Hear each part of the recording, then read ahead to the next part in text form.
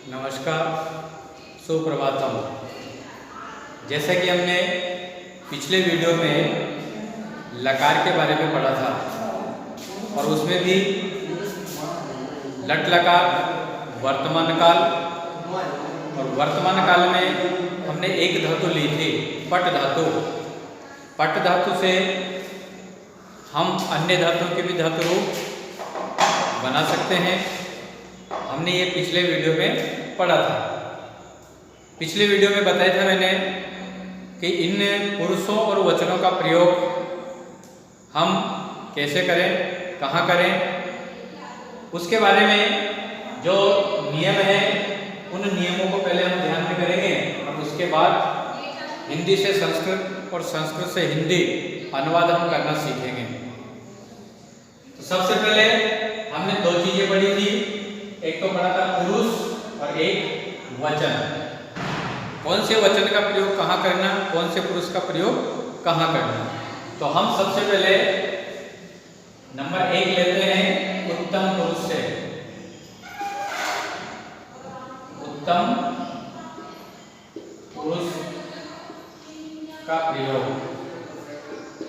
हम उत्तम पुरुष का प्रयोग कहाँ करें, कैसे करें। तो हमने पहले प्रथम पुरुष से नहीं लिया, हम नीचे से चल रहे हैं तो नीचे से उत्तम पुरुष, क्योंकि हमारे समझ में आ जाए इसलिए हमने सबसे पहले लिया उत्तम पुरुष। तो उत्तम पुरुष का प्रयोग कहाँ करें, तो इसका नियम है, अगर वाक्य के प्रारंभ में अहम, अहम मीन्स होता है मैं, आवाम, आवाम मीन्स होता है हम दोनों,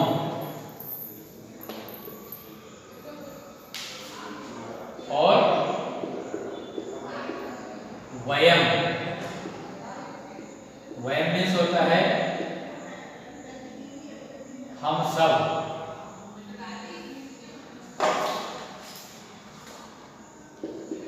हो तो हम उत्तम पुरुष का प्रयोग करते हैं। तो उत्तम पुरुष का प्रयोग, इसका नियम है कि अगर वाक्य के प्रारंभ में अहम, या तो संस्कृत में आ जाए अहम या फिर हिंदी में आ जाए मैं, तो हमारा ध्यान तुरंत उत्तम पुरुष पर चला जाना चाहिए, न कि प्रथम पुरुष, न कि मध्यम पुरुष पर। ये शब्द नजर आते ही हमारा ध्यान कहाँ जाएगा, उत्तम पुरुष पर। अगर हमने ये चीज ध्यान में कर ली कि ये शब्द आने के बाद में हमारा ध्यान उत्तम पुरुष पे जाना चाहिए, न कि प्रथम पुरुष, न कि मध्यम पुरुष। अगर वाक्य के प्रारंभ में आवाम आ गया या हिंदी में आ गया हम दोनों, तो हमारा ध्यान उत्तम पुरुष पर। अगर मान लो कि वाक्य के प्रारंभ में आ गया वयम, यानी कि हम सब, तो हमारा ध्यान उत्तम पुरुष पर जाना चाहिए। अगर ये तीन शब्द वाक्य के प्रारंभ में आते हैं तो हम उत्तम पुरुष का प्रयोग करेंगे। ध्यान में रह जाएगा, अहम, आवाम और वयम, ये तीन शब्द अगर हमें वाक्य के शुरू में मिल जाए तो हमारा ध्यान उत्तम पुरुष पर जाना चाहिए, उत्तम पुरुष का प्रयोग होगा, न कि प्रथम पुरुष, न कि मध्यम पुरुष। अब दूसरा विषय आता है वचन। ये तो पुरुष का प्रयोग कर लिया अपन ने, ध्यान में आ गया कि यहाँ पर उत्तम पुरुष आएगा, लेकिन वचन कौन सा आएगा।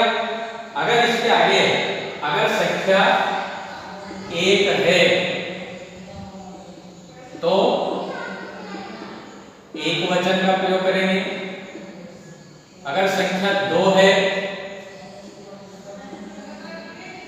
2 है तो यहां पर हम द्विवचन का प्रयोग करेंगे। और मान लो 2 से अधिक है, 2 से अधिक है तो बहुवचन का प्रयोग करेंगे।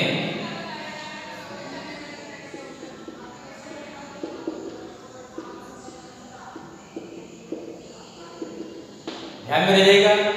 अगर मान लो कि संख्या एक है, पहचान हो जाती है, अपन कर भी लेते हैं पहचान। अगर संख्या एक है तो एक वचन का प्रयोग करना। अगर मान लो कि वाक्य के शुरू में संख्या दो है तो द्विवचन का प्रयोग करना, और दो से अधिक है तो बहुवचन का प्रयोग करना। अगर मान लो कि हमें ये भी ध्यान में रहता है तो अहम, अहम मीन्स मैं, इस शब्द में संख्या कितनी नजर आ रही है अपन को? एक आ रही है, तो यहाँ पर हम एक वचन का प्रयोग करेंगे। आवाम यानी कि हम दोनों, आवाम मीन्स होता है हम दोनों, अपने आप में दो संख्या बता रहा है तो यहाँ पर द्विवचन का प्रयोग करेंगे। नंबर 3 आता है वयम, हम सब। हम सब में यहाँ पर एक या दो संख्या नहीं बताई गई है, हम सब में अनेक संख्या बताई गई है, यानी कि दो से अधिक है, तो यहाँ पर हम उत्तम पुरुष का बहुवचन का प्रयोग करेंगे। ध्यान में रहिएगा। ये नंबर 1 हो गया। अब आते हैं अपन दूसरे नियम में। दूसरे नियम में यह है मध्यम पुरुष। अब मध्यम पुरुष का प्रयोग कहाँ करेंगे? ठीक उसी प्रकार से अगर वाक्य के प्रारंभ में तुम का मतलब होता है तुम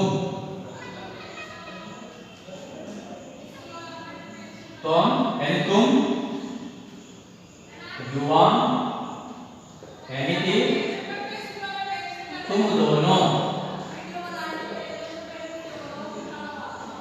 और यूयम यानी कि तुम सब हो, तो मध्यम पुरुष का प्रयोग करते हैं। देखो पहले नियम में अपन ने क्या पढ़ा? अहम, आवाम और वयम हो तो उत्तम पुरुष का प्रयोग करेंगे। दूसरा नियम है अगर वाक्य के प्रारंभ में तुम यानी कि तुम, युवाम यानी कि तुम दोनों, और यूयम यानी कि तुम सब, अगर ये तीन शब्द वाक्य के प्रारंभ में हो तो यहाँ पर हम मध्यम पुरुष का प्रयोग करेंगे, न कि प्रथम पुरुष का, न कि उत्तम पुरुष का। ये तीनों शब्द अपन को नजर आ गए तो हम यहाँ पर मध्यम पुरुष का प्रयोग करेंगे। और मध्यम पुरुष में सारे वाक्य जो होते हैं वह प्रश्न से संबंधित होते हैं। मध्यम पुरुष में सारे प्रश्न बनते हैं, प्रश्न पूछा जाता है अपन से। तो यहाँ पर वाक्य के प्रारंभ में तुम यानी कि तुम, मध्यम पुरुष का तुम एक वचन शब्द है तो यहाँ पर हम एक वचन का प्रयोग करेंगे। युवाम तुम दोनों, यहाँ पर दो संख्या है तो यहाँ पर द्विवचन का प्रयोग करेंगे। और यूयम यानी कि तुम सब, दो से अधिक संख्या है तो यहाँ पर हम बहुवचन का प्रयोग करेंगे। ये लाइन अपन को बार बार नहीं लिखना है, संख्या का ध्यान अपन को रखना है। संख्या का ध्यान है तो हम वचन का प्रयोग आराम से कर सकते हैं। अगर हमने संख्या का ध्यान नहीं रखा तो फिर हम वचन का प्रयोग ठीक प्रकार से नहीं कर पाएंगे। दो नियम हो गए। अब तीसरा आता है हमारे प्रथम पुरुष का प्रयोग। प्रथम पुरुष का प्रयोग। अब प्रथम पुरुष का प्रयोग कहां पर करेंगे? हमने तीन शब्द उत्तम पुरुष के पढ़े, कौन कौन से पढ़े अपन ने? अहम, दूसरा पढ़ा आवाम, तीसरा पढ़ा वयम। ठीक इसी प्रकार से हमने भी मध्यम पुरुष पढ़ा तुम, दूसरा युवाम, तीसरा यूयम। ये पढ़े अपन ने अहम, आवाम, वयम। ये शब्द आते हैं तो कौन से पुरुष का प्रयोग करना? उत्तम पुरुष का।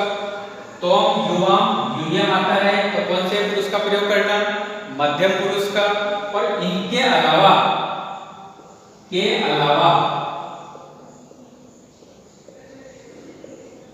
कोई दूसरा शब्द आने पर प्रथम पुरुष का प्रयोग करते हैं। प्रथम पुरुष का प्रयोग करते हैं। ध्यान करेंगे, अगर अहम आवाम वयम आता है तो उत्तम पुरुष का, तोम युवाम युयम आता है तो मध्यम पुरुष का। इन 6 शब्दों के अलावा XYZ कोई दूसरा शब्द आता है, इन 6 शब्दों के अलावा कोई सा भी दूसरा शब्द आता है, वहां पर हम प्रथम पुरुष का प्रयोग करेंगे। तीनों नियम ध्यान में आगे होंगे। उत्तम पुरुष के प्रयोग में 3 शब्द याद करना, अहम आवाम वयम। यहां पर अपना ध्यान तुरंत उत्तम पुरुष पर। 3 शब्द याद करना, तोम युवाम युयम, मध्यम पुरुष पर। और दोनों को मिलाकर के इन 6 शब्दों के अलावा अगर कोई दूसरा शब्द आता है तो वहां पर हमें प्रथम पुरुष का प्रयोग करना है। ये चीज हमारे ध्यान में अगर बैठ गई तो हम वाक्य बनाते समय गलती नहीं कर पाएंगे, पूरा वाक्य हमारा सही निकलेगा।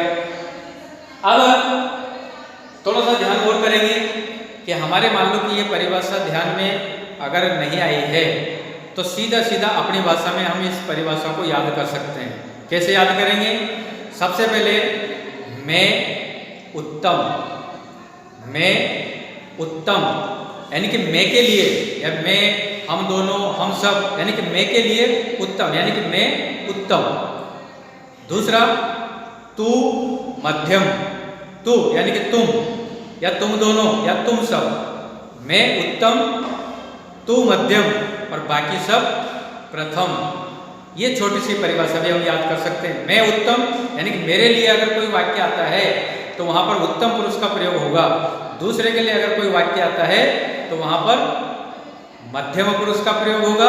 और थर्ड पर्सन के लिए अगर शब्द आता है, तीसरे के लिए अगर कोई शब्द आता है तो वहां पर प्रथम पुरुष का प्रयोग किया जाता है। ध्यान में आ गया होगा। अब अपन चलते हैं आगे, थोड़ा सा वाक्य प्रयोग हम करके देखते हैं। जैसे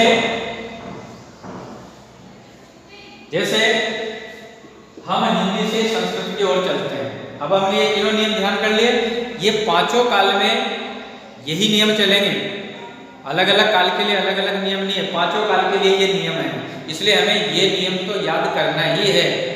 अगर हमें हिंदी से संस्कृत या संस्कृत से हिंदी अच्छी करनी है तो, या संस्कृत संभाषण करना है तो ये नियम हमारे ध्यान में होना चाहिए। अगर ये नियम नहीं है तो फिर अपन उल्टे सीधे बोलेंगे, और उल्टे सीधे बोलेंगे तो हमारा वाक्य गलत होगा, भाषा हमारी गलत होगी।